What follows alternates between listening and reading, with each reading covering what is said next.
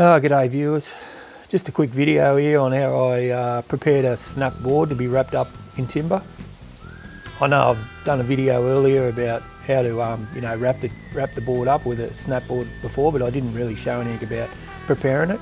I didn't go into too much about how to stick the board together, which is probably the main thing, but I'm sure there's lots of information out there you can find to show you how to do that.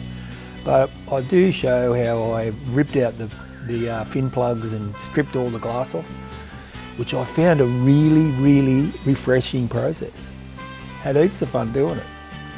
And in turn, the blank looks pretty rough. There's a few dips in it, and I had to fix up the holes. I had to fill the holes up, the plug holes, the fin plug holes up with some foam. Just cut some foam with a hole saw and just glued it back in.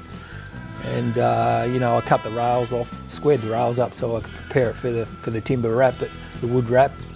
But yeah, just thought I'd just show you how I go about it. Had heaps of fun doing it. Like I said before, really quite refreshing to actually destroy a board rather than fixing one up.